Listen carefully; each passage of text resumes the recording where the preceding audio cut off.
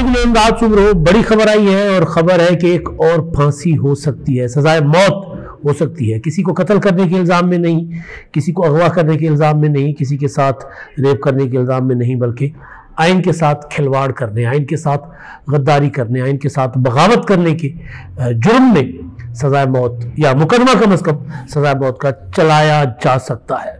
परवेज़ मुशर्रफ साहब को सज़ा हो चुकी, अदालत ने जो फैसला था वो बरकरार रखा स्पेशल कोर्ट का, और स्पेशल कोर्ट को जो उड़ा देने वाले जज थे जस्टिस मज़ार अली अकबर नकवी साहब, वो अपने मंतकी अंजाम को पहुँचे।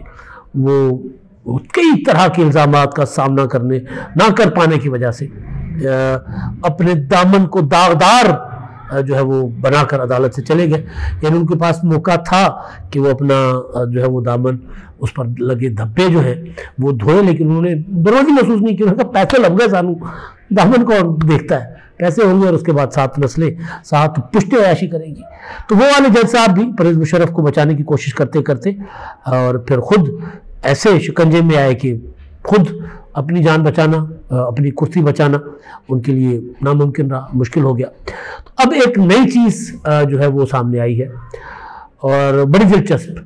मुकदमा तो बेसिकली एक अपील का था और वो अपील थी कासिम सूरी साहब को कोयटा हाई कोर्ट ने डिसीट कर दिया था। उनके ऊपर इल्ज़ाम था धांधली का, जाली वोटों का, और उन्होंने फिर कासिम सूरी साहब डिप्टी स्पीकर थे और उन्होंने 2019 में स्टे ऑर्डर ले लिया था सुप्रीम कोर्ट ऑफ पाकिस्तान से।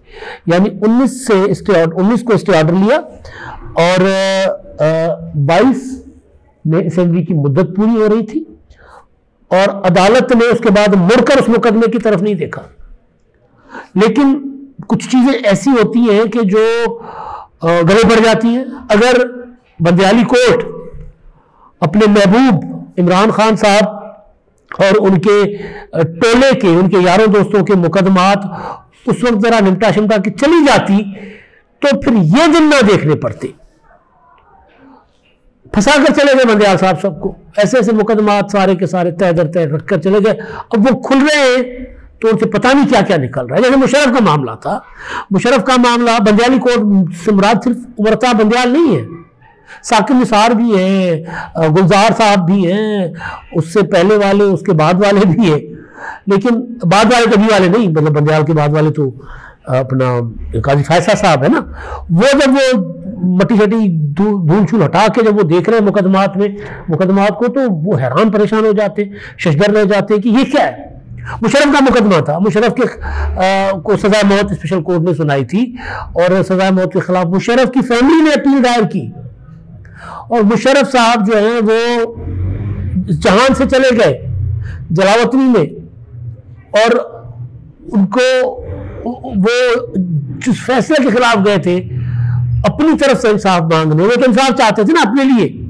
हालांकि जाहिर है फैसला जो था वो तो बिल्कुल ठीक था, बाद में सुप्रीम कोर्ट ने होल्ड भी कर दिया, लेकिन हर मुजरिम को ये हक है कि वो अपने खिलाफ आने वाले फैसले को के खिलाफ अपील में जाए आखिरी अदालत तक। आखिरी अदालत सुप्रीम कोर्ट है।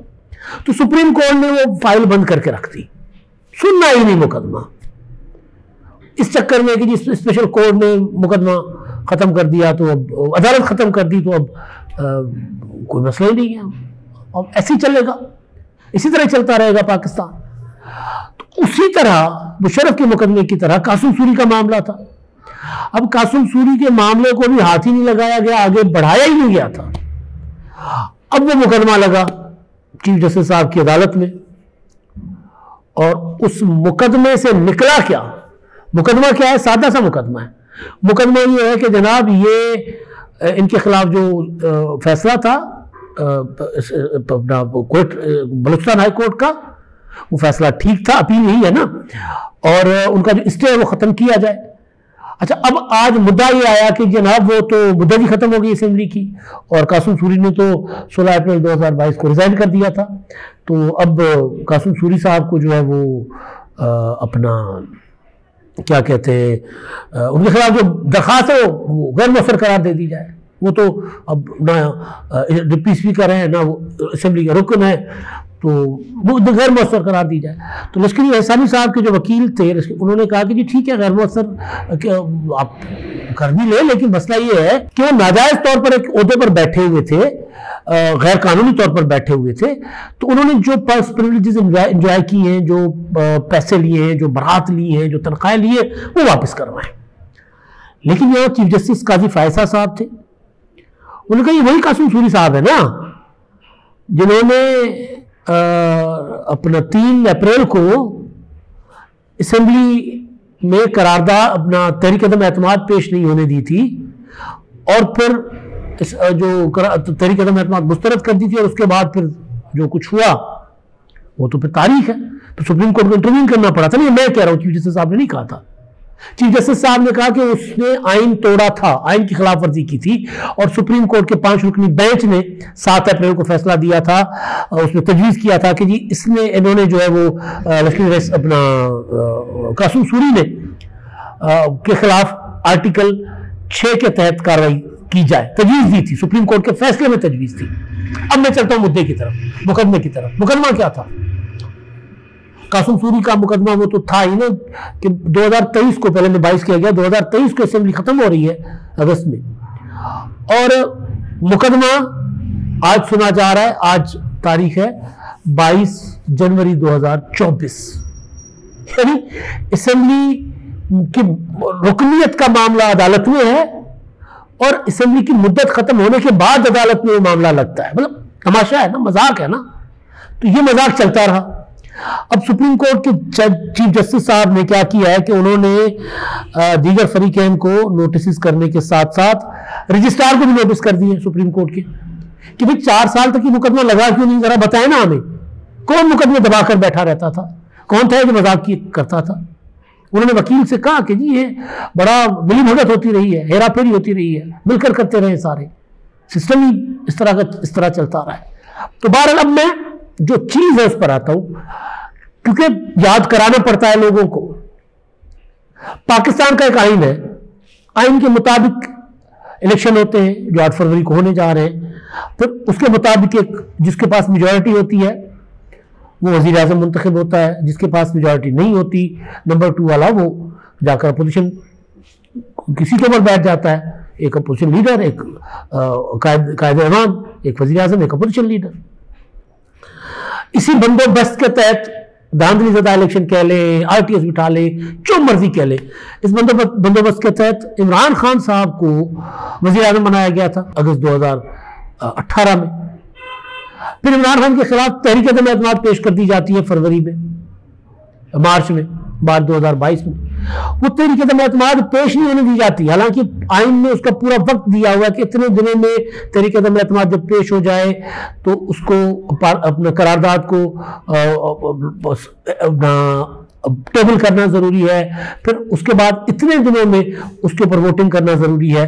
ये नहीं होने दिया जा रहा था, हीलों से बहानों से, फिर मैं नहीं पेश होने दूंगा, देखता हूं कौन पेश करता है। फिर उसके मुकाबले में जलसे करना शुरू कर दिए इमरान खान ने। बहरहाल बकरे की मां कब तक खैर मनाती, तो चुरी के नीचे आना था, आ गए इमरान खान साहब। तहरीक अदम एतमाद और इस मामले को सुप्रीम कोर्ट ने इंटरवीन किया था। सुप्रीम कोर्ट ने कहा था पेश होनी चाहिए। फिर वो पेश हुई 3 अप्रैल को, और 3 अप्रैल को कासिम सूरी ने उस वक्त के वजीर कानून फवाद चौधरी की अपना क्या होता है नुक्ता एतराज पर, सवाल पर कि ये बताएं कि किसी गैर मुल्की साजिश के तहत, अमरीका की साजिश के तहत वज़ीर आज़म के खिलाफ तहरीक अदम एतमाद पेश हो सकती है या नहीं हो सकती।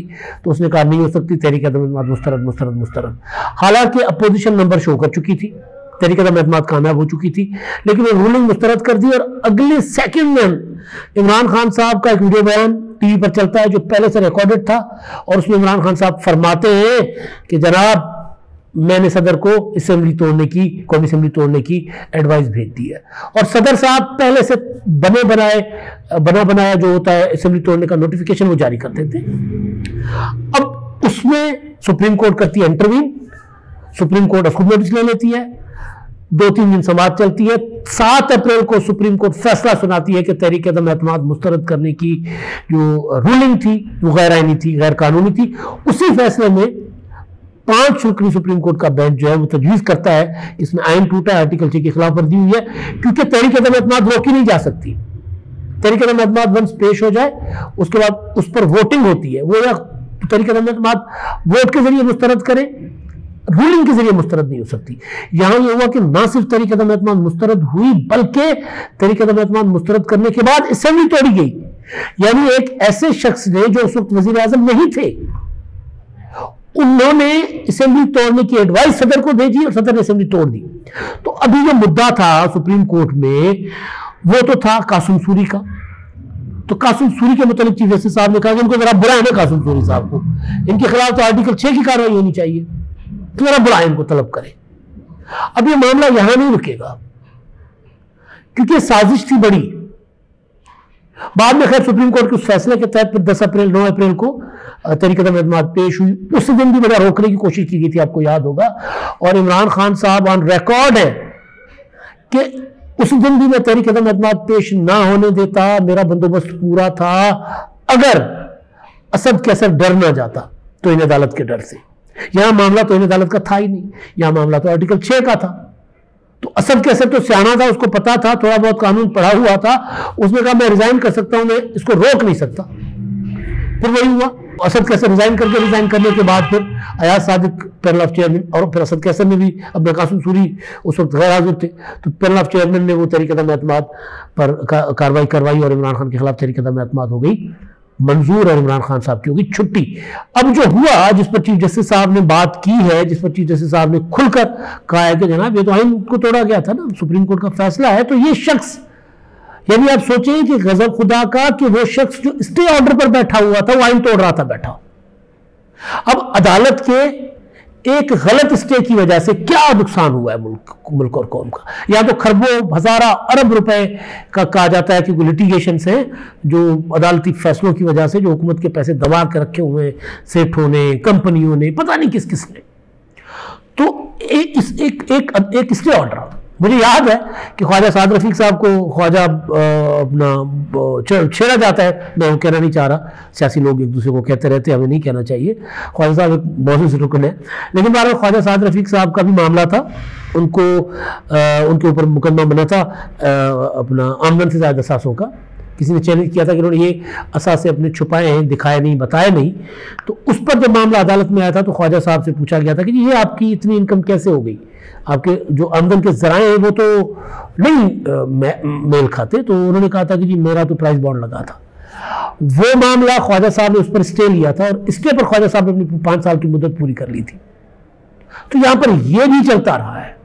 और ख्वाजा साहब तो शरीफ सियासतदान है ना, वो तो उस तरह का कोई कारनामा नहीं कर सकते थे, लेकिन यहां कासिम सूरी जैसे बैठे हुए जो आइन तोड़ देते हैं, वो स्टे पर थे, स्टे पर उन्होंने आइन तोड़ दिया। तो अब ये मामला क्या कासिम सूरी तक रहेगा, जो मैं गुजारिश करना चाह रहा था? नहीं, ये मामला सदर आरिफ अलवी तक भी जाएगा। आरिफ अलवी साहब अब मजीद 1 महीना सदर रहेंगे, 1.5 महीने सदर रहेंगे। 8 फरवरी को इलेक्शन हो जाएंगे। 8 फरवरी के बाद 1 आध महीने में हुकूमत साजी हो जाएगी, फिर सेनेट के इंतखाबात और फिर सदर के इंतखाबात भी हो जाएंगे। सदर के इंतखाबात पहले हो बाद में हो, मतलब हो जाएंगे। तो सदर साहब कोई मार्च के आसपास कहीं घर चले जाएंगे। तो उसके बाद उनके ऊपर ये मुकदमा चलेगा, इमरान खान के ऊपर भी चलेगा। कासिम सूरी ने तहरीक-ए-अदम एतमाद को रोका, और एक पूरी साजिश थी ना, गठजोड़ थी, जिसका मैं पहले बात कर रहा था। वो बात उधर से उधर चली गई, असद कैसर वाली, कि इमरान खान ने कहा था कि असद कैसर अगर 1-2-3 घंटे और निकाल लेते, तहरीक-ए-अदम एतमाद पेश ना होने देते, तो मैंने बंदोबस्त कर लिया हुआ था, मैं फिर उसके बाद तहरीक-ए-अदम एतमाद पेश ही ना होती। तो इमरान खान ने यह सारा पहले भी यही किया था, कासिम सूरी के जरिए। एक प्लान था जो बनी गाला वज़ीर आज़म हाउस में बना था, उस प्लान के तहत पाकिस्तान के आइन को तोड़ा गया था। और आइन तोड़ने में कभी भी एक अकेला शख्स मुल्ज़िम नहीं होता, उसमें आइन तोड़ने की तरगीब देने वाला, आइन तोड़ने के लिए उकसाने वाला, मशवरा देने वाला, एक पूरा का पूरा रैकेट नेक्सस होता है। जो ये नहीं हो सकता कि जी मैंने मशवरा दे दिया, ये पागल था जिसने कर दिया, ऐसा नहीं होता। आइन के मामले में मैं रोजाना जो कहता हूं कि कामरान खान साहब कहते हैं कि असेंबली ना इलेक्शन ना करवाएं और आर्मी चीफ बैठ जाए हुकूमत लेकर, आर्मी चीफ चलाएं मुल्क को, तो मैं क्यों कहता हूं कि वो उसके खिलाफ आईनी कार्रवाई हो सकती है? क्योंकि ये आइन तोड़ने के लिए उकसाना है, और आइन तोड़ने के ये कोई आम मामला नहीं है। इवन आम मामले में भी आप किसी को कहें कि जी वो सामने किसी की मोटरसाइकिल खुली हुई है और कोई खड़ा नहीं हुआ, चाबी लगी हुई है, उठाओ भाग जाओ निकलो, तो उसमें भी आप फंसते हो, जो आने में जुर्म का कहते हैं मेरा ख्याल है इसको। तो वो तो ये जो आनत करना है, किसी को उकसाना, किसी के साथ मुआवनत करना, ये बड़ा जुर्म है। तो मुशर्रफ को तो सजाए मौत सुप्रीम कोर्ट से हो गई। ये साहबान भी पता नहीं अब इनके ऊपर वो वाली जो अपना संगीनी है आर्टिकल 6 की, वो वाली इनके ऊपर उसका इतलाक होता है नहीं होता, लेकिन आइन तोड़ने के मुजरिम सुप्रीम कोर्ट कह रही है कि चीफ जस्टिस साहब कह रहे हैं कि कासिम सूरी साहब को तजवीज़ किया गया था कि उन्होंने आइन तोड़ा है 5 रुकनी बेंच ने, और वो शख्स आज भी बैठकर खड़े होकर सुप्रीम कोर्ट में अपना वो मुकदमा कंटेस्ट कर रहा है जिसमें स्टे उसको मिला हुआ है, और उस स्टे की बुनियाद पर उसने पाकिस्तान के आइन के साथ खिलवाड़ किया। तो कासिम सूरी अकेले नहीं, इमरान खान साहब, फवाद चौधरी भी इवन, लेकिन वो पार्लियामेंट की कार्रवाई, लेकिन अगर पार्लियामेंट की कार्रवाई का कासिम सूरी पर इतलाक होता है तो फिर फवाद चौधरी पर भी होगा, तो फिर फवाद चौधरी भी इसमें रगड़े जाएंगे। उसमें हर वो बंदा जो उस कोर कमेटी में तहरीक अदम एतमाद को इस तरह रोकने की साजिश में मुलविस था, हर वो बंदा इसमें रगड़े में आएगा। ये वो दिन था जिस दिन पाकिस्तान में एक नए बहरान ने जन्म लिया था, और वो बहरान आज तक जारी है, जिसका खत्म होने का नाम नहीं ले रहा जो बहरान। तो अब देखते हैं, चीफ जस्टिस साहब ने कह दिया कि जी इनको तो नहीं बख्शा जाएगा, तो आगे मामला कहाँ जाएगा। दूसरा मामला फैज़ हमीद साहब का, तो उसमें अभी जब मैं बात कर रहा हूँ तो फैसला सुप्रीम कोर्ट ने महफूज किया हुआ था, और हो सकता है फैसला आ जाए, लेकिन उसमें यह है कि शौकत अजीज सिद्दीकी साहब का उनके ऊपर दावा है। शौकत अजीज सिद्दीकी साहब कह रहे हैं कि जी उन्होंने मुझे कहा था कि जी नवाज शरीफ की और मरीम नवाज की ज़मानतें नहीं आपने लेनी, और उन्होंने साजिश की थी, वो पूरा आपको पता ही है सारे किस्से कहानी का, जिसके तहत मरीम नवाज और नवाज शरीफ साहब बरी भी हो चुके हुए। तो उसमें क्योंकि शौकत अजीज सिद्दीकी को बरतरफ कर दिया गया था सुप्रीम जुडिशल काउंसिल की तरफ से, तो उसको उन्होंने चैलेंज किया हुआ था शौकत अजीज सिद्दीकी ने। तो उस पर जो है पहली बार फैज़ हमीद साहब का जवाब आया है उनके वकील ख्वाजा हारिस साहब के ज़रिए। उन्होंने कहा कि जी मैंने ऐसा कुछ नहीं कहा था, मेरे ऊपर ये इल्ज़ाम है सरासर। अब ये मामला आगे बढ़ता है, ये मुकदमा आगे चलेगा, या उनके जो जवाब है फैज़ हमीद का, उस जवाब के ऊपर सुप्रीम कोर्ट मुतमईन होकर पिटीशन खारिज कर देती है अपना शौकत अजीज सिद्दीकी की, या ये मामला आगे जाएगा। ये बड़ा इंपॉर्टेंट मामला है, ये भी मामला उससे तकरीबन मिलता जुलता है। ये जो कासिम सूरी वाला मामला, साजिशें हैं बेसिकली, जमहूरियत के खिलाफ साजिशें, आइन के खिलाफ साजिशें, तो उसके तहत सुप्रीम कोर्ट में जो है वो मामला आगे बढ़ सकता है। फैज़ हमीद वाला भी और कासिम सूरी वाला तो चीफ जस्टिस साहब ने नोटिस कर दिए, 3 हफ्तों में रिपोर्ट तलब कर ली है। अब देखें आगे क्या होता है। अब तक के लिए इतना ही, अल्लाह हाफ़िज़।